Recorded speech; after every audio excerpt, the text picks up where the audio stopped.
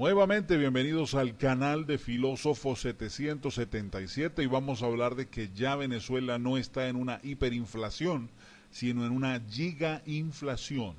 El ministro Giordani o el exministro Giordani descargó contra Nicolás Maduro.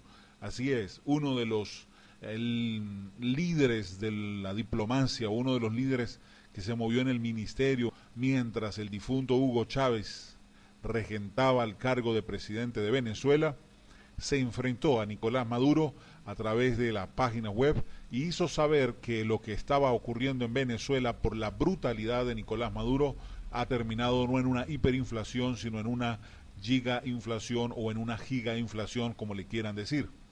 El exministro de Planificación de Hugo Chávez, Jorge Giordani, aseguró en un artículo de opinión que fue publicado este viernes que los venezolanos están viviendo una suerte de mundo al revés.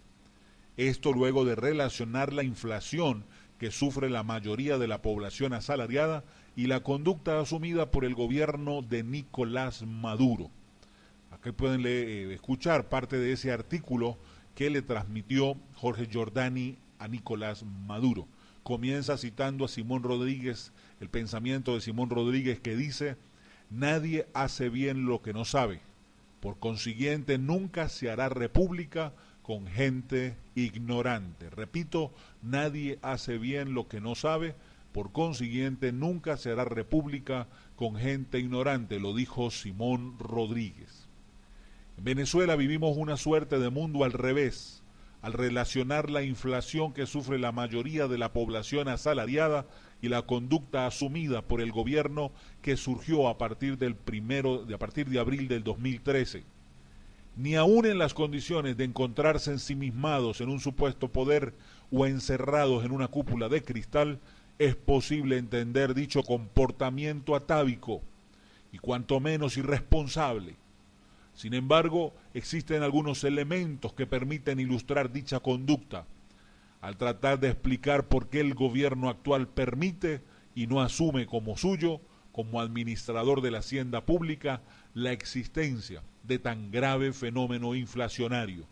Entre algunos elementos señalo los siguientes. Primero, obtener un fácil financiamiento monetario del déficit. Segundo, utilizar de manera discrecional el impuesto del señoreaje. Tercero, evadir la modificación del injusto y poco desarrollado sistema fiscal. Cuarto, ocultar la indisciplina financiera. Quinto, tratamiento inconsistente de las autoridades de la política económica. Sexto, desconsideración gubernamental con el impuesto inflacionario. Y séptimo y último, al menospreciar el problema de la corrupción. En cuanto al financiamiento monetario del déficit, existe suficiente consenso bajo diferentes perspectivas teóricas y evidencias empíricas en el poder afirmar que la creación de dinero por encima del crecimiento real de la economía con fines de financiamiento fiscal es una de las principales fuentes de generación y propagación del crecimiento exorbitante de los precios de los bienes y servicios y particularmente aquellos de primera necesidad como las medicinas y los alimentos. La utilización discrecional del impuesto del señoreaje como aquel impuesto que representa el exceso de valor facial de una moneda o billete por sobre su costo de producción o de emisión, el cual aumenta el ingreso gubernamental en la medida en que la tasa de inflación sea mayor. Impuesto al señoreaje que ha venido siendo utilizado como fácil salida para aumentar los ingresos gubernamentales, principio del mínimo esfuerzo ante la dificultad más comprometedora de alcanzar otro elemento mencionado, como lo es el formular una reforma tributaria radical y progresiva que supere los límites del actual sistema fiscal y que colorea los aumentos de ingreso a partir de un espejismo creado por el fenómeno inflacionario. El siguiente punto, la indisciplina financiera. Opuesta a cualquier criterio de buena administración, constituye el nudo central de cualquier régimen cambiario y su correlato para alcanzar una debida estabilidad de los precios. Anunciar recursos que nunca llegan a su destino. El uso de una retórica vacua y cánsona termina por mostrar esa forma de manejo de los siempre escasos recursos, de la práctica del derroche.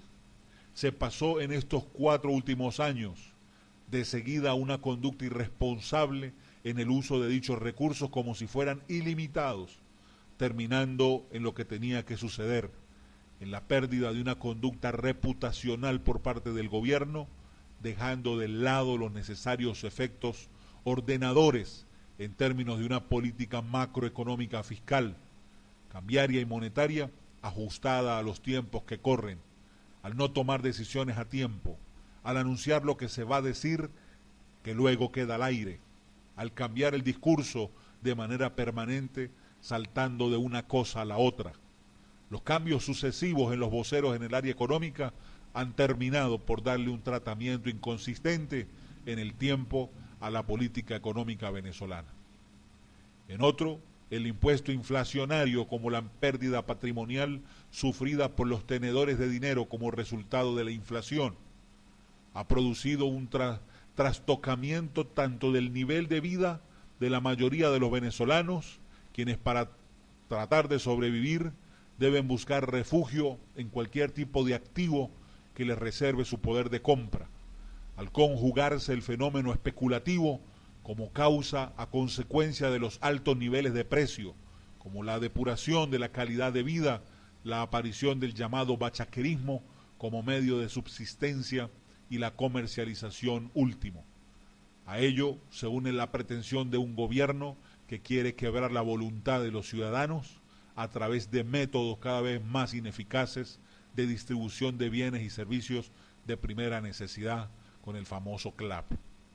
En cuanto al doloroso y perturbador fenómeno de la corrupción, ligado a los diferenciales de las tasas de cambio que favorecen solo a quienes disponen burocráticamente del acceso a divisas baratas, junto con mecanismos de distribución en los circuitos oficiales, junto a los intereses privados que recibe un otorgamiento generoso de las escasas divisas, han convertido las políticas a favor de la población en una especie de complicidad donde quien termina pagando los platos rotos en el precio final de las mercancías es el pueblo venezolano. El fenómeno de la inflación que los gobiernos tratan de evitar para no tener que pagar costos políticos y sociales importantes se presentan con una cara diferente ante el actual gobierno venezolano, al pretender evadir sus responsabilidades como en una suerte del yo no fui, pero que al final es el pueblo trabajador el que depende de un ingreso salarial quien termina pagando los costos que le corresponde a la cuenta de otros. Vaya tremenda ironía, o falta de un poco de ignorancia. Vale la pena preguntarse hasta qué nivel de irresponsabilidad llegará este desgobierno con la creación de dinero causado por el gasto que excede los impuestos, provocando una gigainflación o un serio déficit de la cuenta corriente del venezolano. Así finaliza el reporte o el escrito que le hizo Jorge Giordani a Nicolás Maduro, hablando del porqué, el único responsable de la única supuesta guerra económica que vive el país, se llama Nicolás Maduro, cuya única guerra la tiene en su cerebro, que por falta de este mismo la ha embarrado una y otra vez, llevando nuestro país a la hecatombe, a ser un desierto, a vivir en una sequía rotunda de ingresos y hacer que el venezolano se vaya en una diáspora de nuestro país a buscar futuro a otras tierras. Este es el pensamiento de Giordani, un chavista radical, que no lo aplaudo, porque también ha sido parte de los daños, ha sido personas que de una u otra manera apoyaron al difunto y que trajeron también lo que estamos viviendo hoy en día. Fabricaron monstruos como Nicolás Maduro, como Diosdado Cabello, como Tarek El Aizami, como Isturiz, como Ramírez, monstruos que hoy han llevado a nuestro país a una quiebra total. Venezuela debe reaccionar. Venezuela debe despertar. No te sirve dormir más. Estamos a punto de entrar en una etapa muy crítica y en los próximos días no les extrañe que un kilo de arroz supere el 1.000.000 de bolívares, que un kilo de azúcar supere el 1.200.000 bolívares. Así que saquen sus cuentas y piensen qué vamos a hacer cuando eso pase. Hasta aquí les habló su hermano y amigo Filósofo 777. Si aún no te has suscrito a mi canal, ¿qué esperas? Suscríbete, regálame un like y comparte esta información. Sígueme en las redes sociales, Instagram y Twitter a través de @filósofo777USA. Visita mi página web filósofo777.com, donde tengo cosas maravillosas para ti. Visítala todos los días, que todos los días se está actualizando información que es valiosa para tu vida. Gracias, se despide su hermano y amigo con un abrazo rompecostillas y hasta una próxima ocasión. Bendiciones.